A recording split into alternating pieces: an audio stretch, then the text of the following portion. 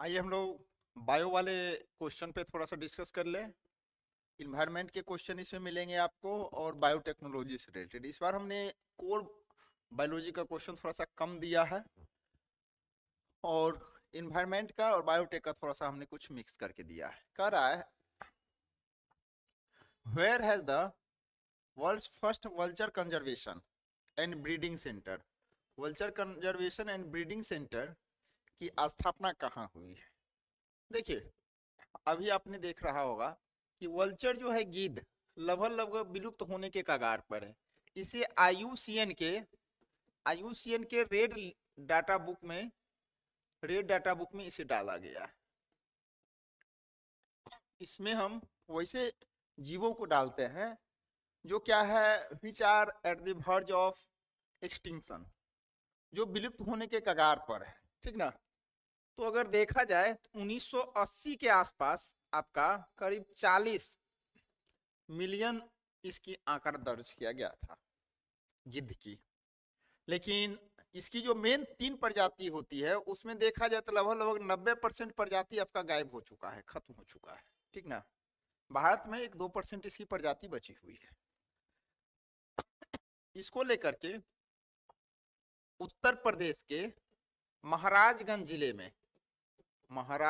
जिले में वल्चर के कंजर्वेशन को लेकर के आपका क्या है, एक सेंटर की स्थापना हुई है जिसे हम कहते हैं vulture conservation and breeding centre. ठीक ना? यह उत्तर प्रदेश के महाराजगंज में है। सबसे ज्यादा अगर देखा जाए तो डाइक्लोफिनेक का इस पर प्रभाव पड़ा है। ठीक ना?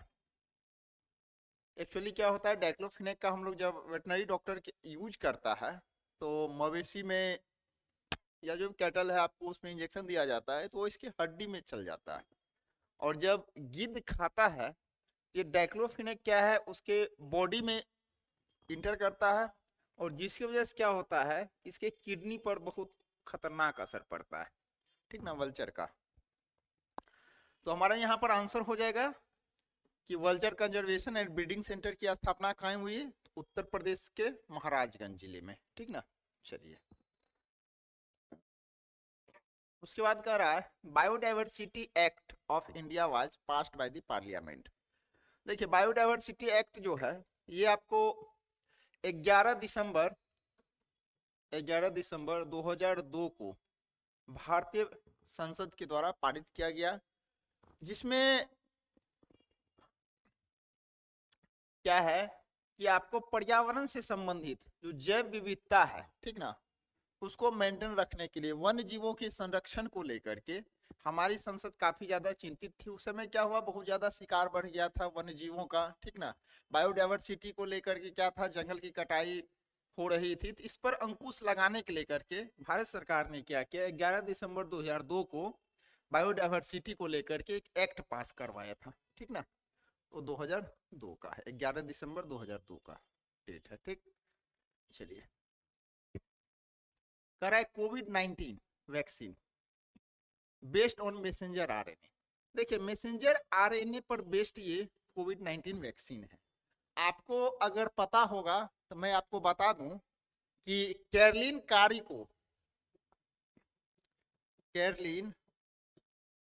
कारिको और ड्रू वॉशमैन कैरलिन कार्लिको और ड्रू वॉशमैन को 2023 का मेडिसिन का नोबेल पुरस्कार मिला था। मेडिसिन का नोबेल प्राइज मिला था और ये नोबेल प्राइज जो है उन्हें यही मैसेंजर आरएनए के टेक्नोलॉजी पे मिला था। ठीक ना? इनका कहना है कि जैसे ही किसी तरह का बैक्टीरिया वायरस का अटैक होगा, यह मैसेंजर आरएनए क्या करेगा, मैसेज देगा किसको, सेल को, और सेल क्या करेगा, उसके रिस्पॉन्स में प्रोटीन का निर्माण करेगा।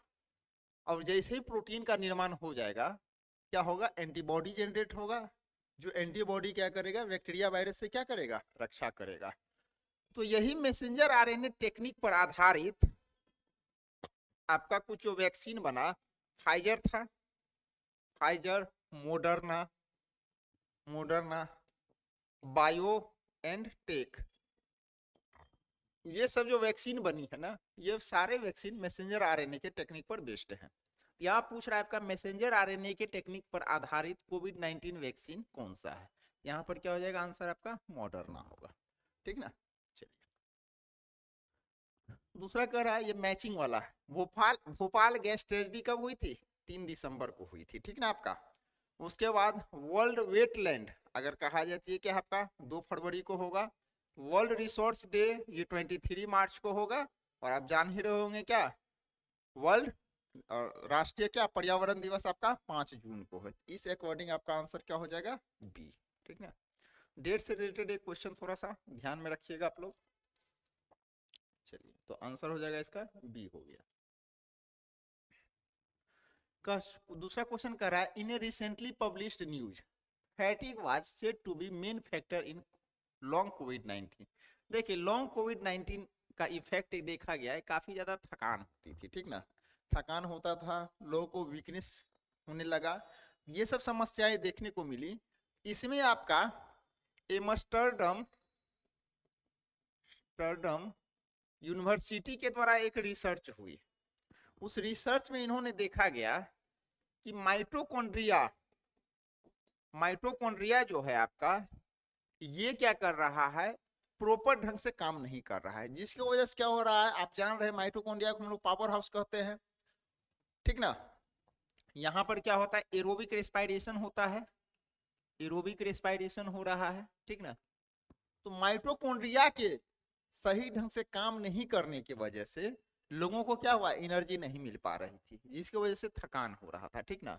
तो मसल्स में जिसकी वजह से क्या हो गया, सबसे मेन रीजन देखा गया एनर्जी अवेलेबिलिटी प्रॉब्लम क्या हुई मसल्स में। और इसका रीजन क्या था आपका, माइटोकॉन्ड्रिया की सम। हाइपोक्सिया तो होता है क्या आपका, जो वेन में क्या है आपका ब्लॉकेज हो जाएगा, प्रॉपर जो ऑक्सीजन की डिमांड होती है बॉडी का वो नहीं मिल पाता है, ठीक ना। डायबिटीज प्रॉब्लम भी नहीं थी, वैक्सीन का दुष्प्रभाव भी नहीं देखा गया, ठीक ना। कि हाल फिलहाल में एक जर्नल जो एम्स्टर्डम यूनिवर्सिटी की छपी थी, ठीक ना, उसमें आपको ये चीजें दिखे। ये लगभग 4 जनवरी और 2024 के न्यूज की बात है ये, ठीक ना। उसी समय ये बातें चर्चा में आई थी। इसका आंसर हो जाएगा आपको बी। तो कह रहा है इंटरनेशनल डिसेबिलिटी डे, ये हम लोग मनाते हैं कब, तो 3 दिसंबर को मनाते हैं, ठीक ना। अंतरराष्ट्रीय विकलांगता दिवस आपको 3 दिसंबर को मनाया जाता है, ठीक ना। चलिए कह रहा है भारत में क्रोनिक ऑब्स्ट्रक्टिव पल्मोनरी डिजीज, देखिए पल्मोनरी डिजीज की बात कर रही, सीधा मामला क्या होगा लंग्स से, ठीक ना, लंग्स से होगा, ठीक ना। आपका क्या करेगा यहाँ पर, ब्रोंकियाई को ब्लॉक कर देता है। जो ब्रोंकियाई होती है हमारा लंग्स का जो यूनिट है ब्रोंकियाई, उसको क्या कर देगा, ये ब्लॉक कर देता है। और इसका सबसे बड़ा रीजन जो है ना देखा गया है तो वायु प्रदूषण है। एयर पॉल्यूशन आपका अभी सबसे बड़ा ज्वलंत मुद्दा है, ठीक ना। जब हमारे देश की सरकार आई थी 2014 में, बीजेपी का मैनिफेस्टो ही था, ठीक ना, कि हम ऐसा परिकल्पित देश की कल्पना कर रहे हैं, ठीक ना, कि जिसमें क्या हो कि हमारे युवा पीढ़ी भी स्वस्थ रहे और आने वाले जनरेशन भी क्या स्वस्थ रहे। और इसको लेकर के उन्होंने दावा किया था कि प्रदूषण पर हम काम करेंगे। हालांकि वो चीजें हो नहीं पाई। वर्ल्ड का अगर देखा जाए तो वर्ल्ड के लगभग 50 अगर प्रदूषित शहरों की अगर लिस्ट जारी हुई है, उसमें आपका 39 जो है ना वो इंडिया का है। 39 पोल्यूटेड आपका टाउन आपका इंडिया का आया है। आप देख सकते हैं इस मामले में सरकार ने क्या कदम उठाई है, ठीक ना। बहुत ज्यादा हद तक इस पर काम नहीं हो पाई है, ठीक। सारा काम कहाँ हो रहा है आपका, वोट बैंक पर हो रही है, ठीक ना। तो ये चीजें हैं।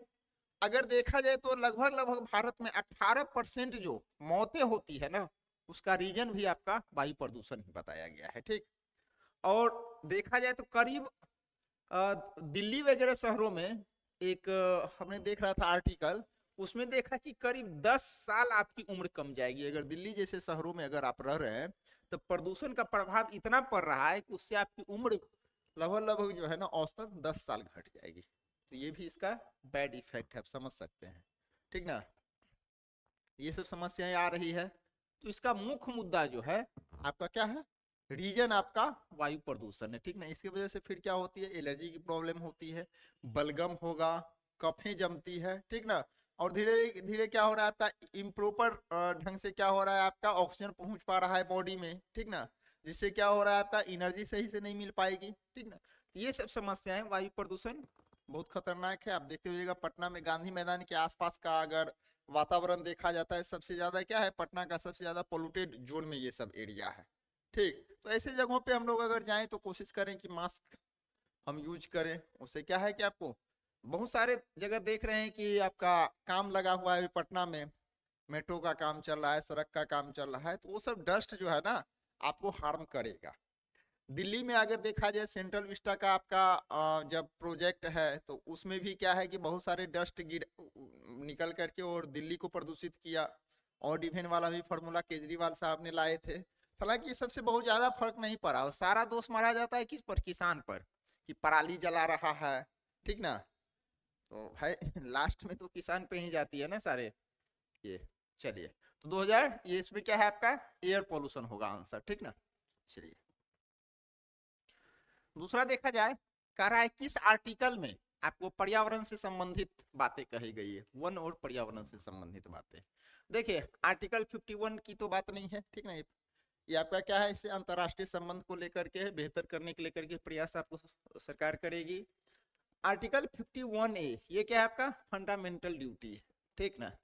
इसमें आपको क्या है, आर्टिकल 51A में कहा गया है कि आपका एक कर्तव्य बनता है, ठीक ना, कि पर्यावरण के से लेकर के आपका क्या है कि थोड़ा अवेयर रहना होगा, ठीक।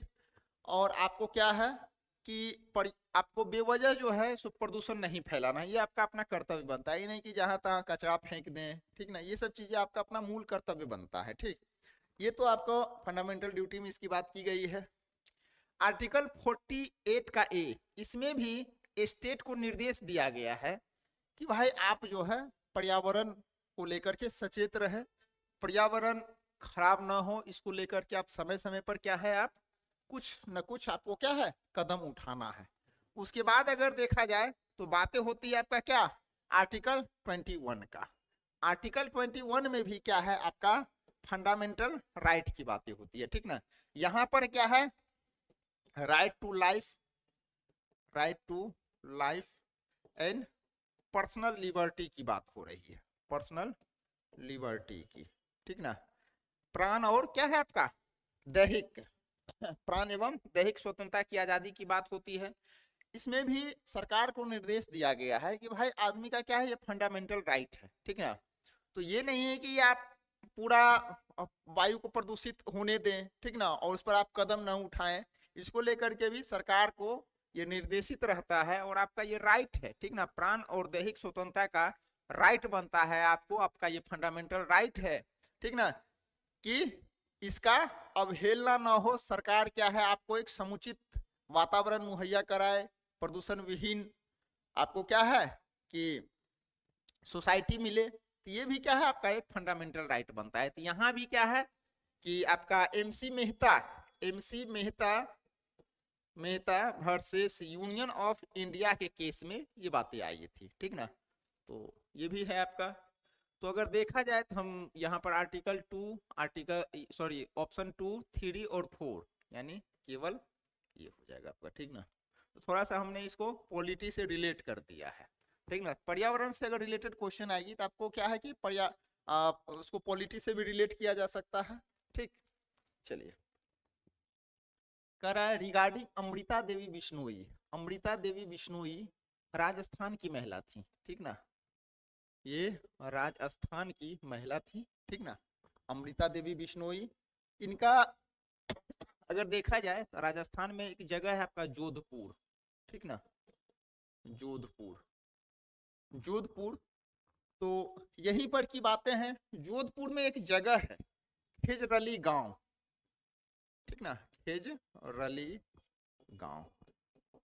यहाँ पर जोधपुर के एक जोधपुर में ही मारवाड़ जो राजघराना है, मारवाड़ राजघराना, मारवाड़, वहां के एक राजा थे जिनका नाम था अभय सिंह, अभय सिंह। उन्होंने अपने सैनिकों को निर्देश दिया कि भाई मुझे एक फूल महल का निर्माण करवाना है, ठीक ना। तो उसको लेकर के आपको लकड़ी का व्यवस्था करना है, ठीक। तो सारे उनके जो सैनिक थे, जो उनके कर्मचारी थे, वो खिजरली गांव पहुंचते हैं और यहाँ पर जंगल की कटाई के लिए वो निर्देश देते हैं सारे मजदूरों को।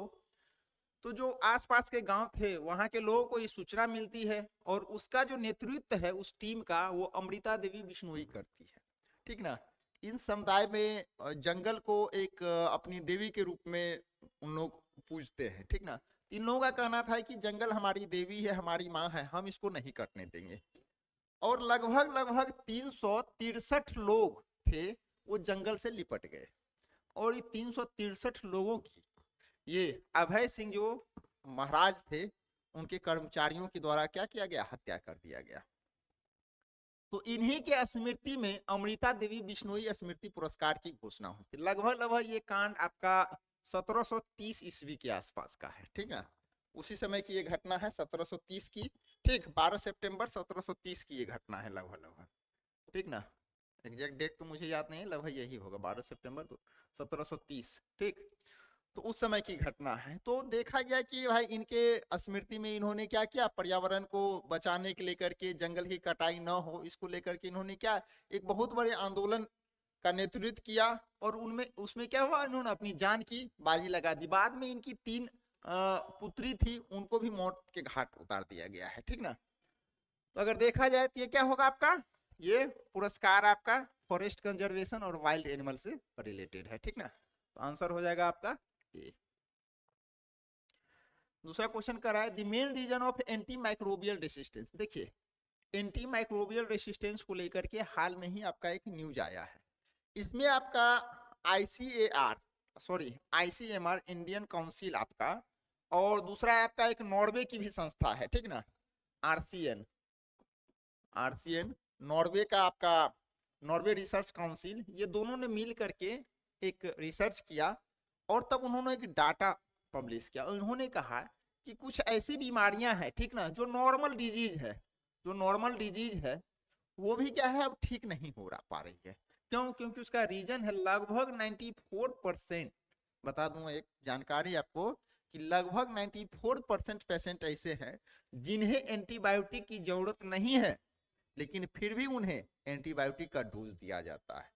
बिहार जैसे देश राज्य में आपको कुछ नहीं समझ में आ रहा है, झोला छाप डॉक्टर है, कुछ नहीं एक एंटीबायोटिक लिख देगा, सेट करना ही करना है। लेकिन इसके वजह से क्या हो रही है, अब खतरनाक स्थिति आ रही है कि सुपर बग बन रहे हैं, ठीक ना। और जो भी आपका बैक्टीरिया और वायरस, ठीक ना, वायरस, फंगस या जो भी अदर पैरासाइट है, ठीक ना, ये सब पे जो है अब ये सब सुपर बग बन रहा है। ये सब अब पहले की तुलना में क्या है, ज्यादा अब स्ट्रांग हो गया है। अब इसको लो पावर के एंटीबायोटिक पर का भी इस पर असर नहीं हो रहा है, ठीक ना। इसके लेकर के आपको हाई डोज वाले एंटीबायोटिक देना होगा। और धीरे धीरे ये क्या हो रहा है कि ऐसा समय आ रहा है कि बीमारी लाइलाज होते जा रहा है, ठीक ना। जो पहले हल्का फल्का भी दवाई लेकर के डोज से खत्म हो जा रहा था, अब वो खत्म नहीं हो रहा है। तो एंटीबायोटिक का जो मिसयूज हो रहा है उस पर अब बैन लगाने की बात हुई है, ठीक ना। तो लगभग लगभग 40-50 ऐसे एंटीबायोटिक का समूह बनाया गया है कि जिसको डॉक्टर को कहा गया है कि भाई आप इसको लिख नहीं सकते हैं। अगर दवा के भी दुकान पर अगर कोई पेशेंट जा रहा है तो बिना डॉक्टर के पूर्जा से उसको एंटीबायोटिक नहीं दिया जाएगा, ठीक ना। तो और इस पर क्या है, समय समय पर इसको निगरानी के लेकर के एक टीम की गठन किया गया है। तो ये जो है आपका रिलेटेड है किससे, तो रॉन्ग डोज ऑफ एंटीबायोटिक से रिलेटेड है, ठीक ना। एंटी माइक्रोबियल रेसिस्टेंस वाली जो है ये बातें अभी काफी न्यूज में आई है, ठीक ना। इस बात का थोड़ा सा ध्यान रखिएगा। चलिए इसका आंसर हो गया आपका ये। कह रहा है which of the following are genetically modified. GM crop के बारे में आपने सुना होगा, जीएम क्रॉप, ठीक ना। गोल्डन राइस आप जान रहे हैं बीटा कैरोटीन से को क्या कर रहा है, विटामिन ए में कन्वर्ट करा करके और गोल्डन राइस का निर्माण किया जा रहा है आपका। ये क्या है आपका जीएम क्रॉप ही है। बीटी कॉटन बेसिलस थ्रोनोजेनेसिस आप जान रहे हैं इंसेक्टिसाइड का क्या है, उसमें प्रॉपर यूज नहीं करना है और डायरेक्ट क्या अगर कोई इंसेक्ट अगर आएगा तो वो क्या है आपका कॉटन पे इंसेक्ट क्या होता है मिडगट में वो केमिकल जाकर के उसे क्या करता है मार देता है, ठीक ना। बीटी ब्रिंजल हालांकि इस पर बैन लग चुकी है, ठीक ना। तो ये भी क्या है आपका जीएम क्रॉप का एक एग्जांपल है। फ्लेवर सेवर टोमेटो, ये भी है आपका, ठीक ना। तो ये सब का सब क्या आपका जीएम क्रॉप है, ठीक। इससे क्या होता है आपका टमाटर लंबे समय तक आपका रहेगा और उसके स्वाद पर भी क्या है कोई असर नहीं पड़ता है, ठीक ना। एंटीसेंस टेक्नोलॉजी का यहाँ पर यूज होता है। ये सब के सब क्या है आपको बीटी क्रॉप है, सॉरी ये जीएम क्रॉप है, ठीक ना। चलिए तो आंसर हो जाएगा इसका 1 2 3 एंड 4, सॉरी 1 2 1 2 3 एंड 4, ये हो जाएगा आंसर आपका, ठीक। चलिए आंसर हो जाएगा आपका डी। दूसरा कह रहा है कोलोरेक्टल कैंसर, ये वाई क्रोमोजोम को लेकर के है, ठीक ना। वाई क्रोमोजोम की वजह से कोलोरेक्टल कैंसर की बातें हो रही है, जो कोलोन कोलोन और मलाशय रेक्टम में कैंसर काज कर रहा है, ठीक ना। तो ये इसमें और इसमें दोनों में कैंसर काज कर रहा है, तो 1 एंड 2 होगा, ठीक। ये वाई क्रोमोजोम से रिलेटेड है मामला, ठीक ना। देखा गया है कि इसके लिए करिए क्या है आपका वाई क्रोमोजोम रिस्पॉन्सिबल है। हालांकि इसका बहुत सारे पर्यावरण भी है फैक्टर इसके लिए जिम्मेवार है, आपका फूड भी जिम्मेवार है, और कुछ क्या है आपका कैंसर काउजिंग जीन भी रिस्पॉन्सिबल है। लेकिन जो नया जो रिसर्च आया उसमें देखा गया है इसके लेकर के आपका वाई क्रोमोजोम भी क्या आपका रिस्पॉन्सिबल है इसको लेकर के। इस वजह से क्या होता है ये कोलोरेक्टल कैंसर क्या होता है मेल में आपको ज्यादातर देखा गया है, मेल में, क्योंकि मेल में क्या आपका वाई क्रोमोजोम है, ठीक ना। ये बातें हो जाएगी, आपको आंसर हो जाएगा 137 का ए। उसके बाद कर रहा है Which Institute of India contribute the Human Genome Project? देखिए ह्यूमन जीनोम प्रोडक्ट को लेकर के इंडियन इंस्टीट्यूट ऑफ बेंगलोर का एक अहम रोल है। इसने क्या किया कि वैसे वैसे जीन को पहचान किया जाता है जो क्या है आपको हेरिडिटरी डिजीज तो नहीं काउज कर रहा है, जनरेशन टू जनरेशन क्या है आपका वो जा रहा है, कौन सा जीन इसके लेकर के रिस्पॉन्सिबल है, कौन सा जीन आपका म्यूटेशन काउज कर रहा है, ठीक ना। यानी सारे जीन को आइडेंटिफाई करके पहचान करके और उस पर क्या है काम किया जाता है, ठीक ना। तो ह्यूमन जीनोम प्रोजेक्ट को लेकर के क्या है आपका इसमें आईएससी बेंगलोर का बहुत बड़ा अहम योगदान है, ठीक ना। इस क्षेत्र में इनका योगदान माना गया है। कह रहा है डिजीज कॉल्ड गोनोरिया इज, देखिए गोनोरिया एक तरह से एसटीडी डिजीज है, सेक्सुअल ट्रांसमिटेड डिजीज है, ठीक ना गोनोरिया। और अगर इसको अगर देखा जाए गोनोरिया को लेकर के तो नाइजेरिया गोनोरिया नाम के बैक्टीरिया से ये बीमारी कॉज होती है, ठीक ना। ये एक तरह से क्या है गुप्त रोग है एक्चुअली, इसी लेकर के न्यूज में आया है कि ये भी क्या है एंटी माइक्रोबियल रेसिस्टेंस हो गया है अब, ठीक ना। इस पे भी क्या है कि पहले ये इजीली क्या होता था ठीक हो जा रहा था, लेकिन अब एंटी माइक्रोबियल रेसिस्टेंस का असर इस पर भी देखा गया है। केन्या में इस चीज को देखा गया, ठीक ना, कि ये अब ठीक नहीं हो रहा है, ठीक ना, ये अब एंटी माइक्रोबियल रेसिस्टेंस हो गया है, ठीक। अगर देखा जाए तो अगर हमारे देश में तो सेकेंड लेवल पर यही एसटीडी डिजीज है जो आपका क्या है ज्यादातर लोगों में फैल रहा है, ठीक। एएमआर से रिलेटेड है ये एंटी माइक्रोबियल रेसिस्टेंस, इसी लेकर के चर्चा में आया है। तो अगर देखा जाए क्या है ये एक यौन संचारित संक्रमण भी है और जीवाणु जनित रोग भी है। तो आंसर 1 एंड 2 क्या हो जाएगा आपका ए, 1 एंड सॉरी ए नहीं होगा 1 एंड 1 एंड, ठीक ना। ये समस्याएं आपको देखी गई है। लास्ट क्वेश्चन पे हम लोग आए, H1N1 इज रिलेटेड टू, देखिए H1N1 ये आपका स्वाइन फ्लू से रिलेटेड है, ठीक ना। एक्चुअली इसके चर्चा का रीजन है इसमें एक स्ट्रेन आया था आपका H3N8, ठीक ना, H3N8, और इसमें एक और स्ट्रेन है आपका जो हम लोग कहते हैं आपका H5N1, ठीक ना। ये दोनों क्या है आपका बर्ड फ्लू काज करता है, लेकिन इसमें देखा गया कि एक तरह से अब जूनोटिक हो गया है, ठीक ना। ये पहले बर्ड तक ही रहता था, लेकिन अब देखा गया है कि इसका एक केस आया है जो अब क्या है ये बच्चे में भी हो गया था, ठीक ना, इसका इन्फेक्शन हो गया। यानी ये एक अब चिंता का विषय है कि भाई जो समस्याएं पहले जानवरों तक सीमित थी, जो बीमारियां जानवरों तक सीमित थी, जो बैक्टीरिया वायरस जानवरों को इफेक्ट कर रहा था वो धीरे धीरे क्या है मानव को भी इफेक्ट करने लगा है, ठीक ना। तो इस लेकर के ये चिंता की विषय है और इसको लेकर के थोड़ा सा न्यूज भी आया था, इस लेकर के हमने इसको डाल दिया क्वेश्चन, ठीक ना। तो ये क्या है आपका H1N1 क्या है आपका, ये स्वाइन फ्लू से रिलेटेड है, जबकि H5N1 और H3N8 ये आपका क्या है आपका बर्ड फ्लू से रिलेटेड है, ठीक ना। यहाँ पर आंसर हो जाएगा आपका स्वाइन फ्लू। तो जो रिसेंट में थोड़ा सा न्यूज में रहा है उस तरह के क्वेश्चन को हमने आप लोगों के सामने लाया। फिर नेक्स्ट टेस्ट में कुछ नए नए ढंग के क्वेश्चन लाएंगे जो आपके एग्जाम से क्या हो रिलेटेड हो, और उम्मीद है कि अच्छा आप लोग स्कोर कर पाएंगे अगर सीरियस ढंग से क्वेश्चन को यहाँ सॉल्व कर लेते हैं, ठीक ना। चलिए मिलते हैं फिर हम लोग नेक्स्ट टेस्ट में, धन्यवाद।